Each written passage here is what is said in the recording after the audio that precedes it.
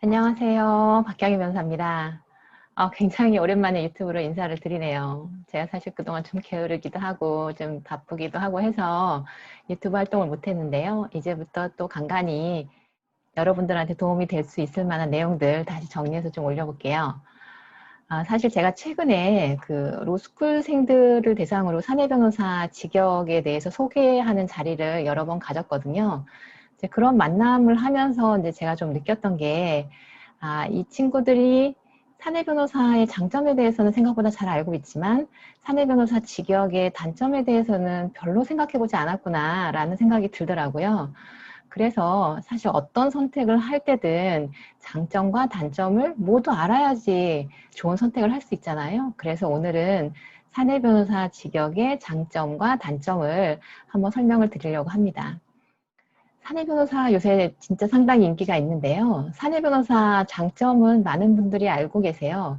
특히 현실적으로 많이 꼽는 게 워라밸, 그리고 수임 부담이 없다. 이제 이 두 가지를 많이 꼽으시는데요. 로펌 변호사 대비하면은 물론 사실입니다.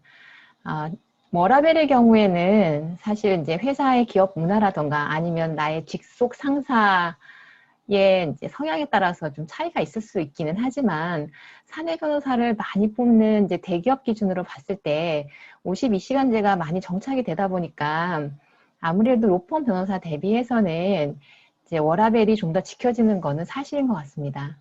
그리고 수임 부담이 없다는 것도 사내 변호사는 회사가 주는 일을 하는 거잖아요. 따라서 서초동에 개업하신 변호사님들처럼 사무실 유지 비용을 마련하지 못해서 어려워하신다던가 그런 문제는 없는 거죠. 그러니까 이런 장점에 대해서는 잘 알고 계세요. 그러니까 사내 변호사를 많이 하고 싶어 하시죠. 하지만 단점에 대해서도 저희가 알아야 되겠죠. 단점에 대해서 제가 말씀을 드리는 거는 사내 변호사는 이런 단점이 있으니까 하지 말아라. 이런 취지가 아니라 이런 단점이 있을 수 있으니까 미리 마음의 준비를 조금 하고 그 단점을 보완하기 위한 좀 대비도 하면 훨씬 더 즐겁게 또 활기차게 또 유익하게 사내 변호사 생활을 할 수 있지 않을까 해서 말씀을 드립니다. 제 주변에 사내 변호사 직역에 대해서 잘 모르고 선택을 했다가 보통 뭐 현타 맞았다고 하죠. 현타를 맞고 굉장히 일찍 회사를 그만두고 그러면서 이제 커리어가 꼬여버려가지고 나중에 여러 가지 취업을 할 때 어려움을 겪는 후배들을 좀 봤었거든요. 이제 그 친구들이 처음에 사내 변호사를 하면서 현타를 많이 맞는 부분이 뭐냐면 사내 변호사는 조직원이라는 거예요. 사실 여기 이제 로스쿨 졸업하시고 변호사 되신 분들 생각해 보면은 고등학교, 대학교, 로스쿨 거의 10년 이상을 정말 열심히 성실하게 보내신 분들이거든요. 그렇게 해서 변호사 자격을 땄기 때문에 뭔가 나는 이제 전문가다라는 자부심이 충분히 있을 수 있어요. 그리고 그거에 대한 보상을 받고 싶은 마음도 충분히 이해를 합니다. 하지만 회사에 가면은 변호사라는 전문가 위치보다는 사실은 조직원으로서의 위치가 좀 더 강해요. 특히 이제 어떤 회사들 같은 경우에는 회사 내부에서 변호사라고 부르지도 않아요. 뭐 대리님, 과장님 이렇게 똑같이 부르기도 하거든요. 사실 이제 신입 변호사님들 같은 경우에는 뭔가 이제 내가 10년 동안 고생해서 이제 전문가가 되었다라고 생각하고 그런 대우를 받지 않을까라는 기대가 있었는데 회사 와서 정작 그러지 못하게 되면 굉장히 실망을 하는 경우가 있죠. 근데 사실 사내 변호사는 조직원으로서의 지위가 더 강한 게 일반적이에요. 그렇기 때문에 이거는 사내 변호사로서는 좀 당연하다. 그렇게 인식을 가지시고 너무 실망을 하지 않으셨으면 좋겠고 실제로 변호사로서 성장을 하면서 전문가로서 역량을 많이 보여주게 되면은 다 주변 분들이 아무리 과장 차장으로 불러도 다 전문가로서 인정을 해줍니다. 사실 시간이 해결해 줄 수 있는 부분이에요. 그 다음에 두 번째 단점으로 얘기를 할 수 있는 게 변호사로서의 성장과 교육 부분이에요. 보통 변호사들은 도제식으로 교육을 많이 받게 되고 특히 로펌에 가게 되면은 내가 리뷰한 계약서 또는 내가 쓴 의견서가 그대로 나가지 않거든요. 다 훨씬 더 경력이 많으신 파트너 변호사님이 일일이 리뷰해서 빨간펜 선생님처럼 고쳐가지고 파이널라이즈 해서 나가게 됩니다. 따라서 내가 하는 모든 일을 선배 변호사들이 검토를 해줘요.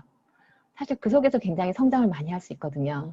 하지만 사내 변호사는 그런 환경이 주어지지는 않습니다.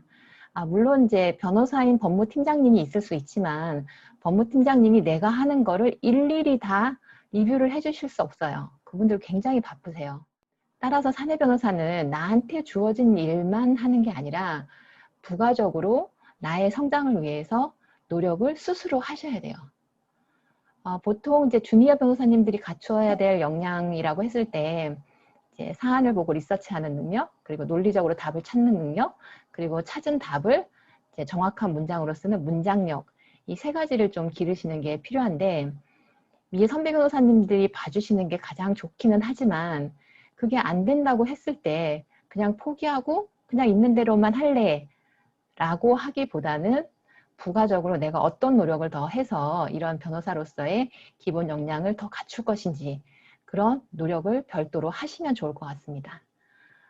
보통은 이제 외부 교육을 받기도 하고 네트워킹을 통해서 또 교육을 받기도 하고 또 이제 고문 변호사님이 계시면 고문 변호사님 도움을 받기도 하고 그런 방법들을 쓸 수 있는데요. 어쨌든 이런 부분들이 똑같은 연차의 로펌 변호사 대비해서는 좀 불리할 수 있으니까 이런 불리함을 좀 인식하고 내 스스로 좀 보완을 해야 되겠다. 이런 노력을 하시면 좋을 것 같아요. 이제 그 다음에 좀 오해가 있는 부분들이 이제 사내 변호사의 수명? 언제까지 이제 사내 변호사 할 수 있는지에 대한 부분이에요. 이 부분은 제가 사내 변호사 커리어의 끝은이라는 동영상에서 굉장히 상세하게 좀 말씀을 드렸는데 간단히 요약을 하자면 사내 변호사도 회사원이기 때문에 그 회사에 계신 다른 분들이 일반적으로 퇴사하는 나이 보통 40대 후반, 50대 초반이라고 할 수 있을 텐데 그 나이쯤에 퇴사할 수 있는 가능성이 꽤 많은 거예요. 그 이후까지 남아 계시려면은 소위 이제 승승장구 하셔야 돼요. 임원이 되시던가. 근데 모든 사람이 그렇진 않잖아요. 결국 나도 그 나이쯤에 퇴사를 할 수 있다. 그러니까 그 나이쯤에 사내 변호사 업무를 더 이상 하지 못하게 될 수 있다라는 점을 생각하시고 그 이후에 내가 어떤 활동, 어떤 직업을 통해서 계속 변호사 생활을 할 것인지에 대한 고민을 좀 하시면 좋을 것 같아요. 너무 이렇게 넋놓고 계시지 말고. 제가 생각하기에는 이 정도가 사내 변호사 직역을 선택하시려는 분들이 조금 고려했으면 좋겠는 장점과 단점이거든요. 사실 단점을 미리 안다는 거는 굉장히 큰 힘이 돼요. 미리 준비할 수 있잖아요. 마음의 준비도 할 수 있고 별도의 실무적인 준비도 할 수 있고 이러한 점들을 충분히 고려하셔가지고 사내 변호사 직역을 선택하시고 그 생활을 즐기실 수 있었으면 좋겠습니다. 오늘은 이 정도로 마치고요. 도움이 되셨으면 좋아요, 구독 꼭 눌러주세요. 감사합니다.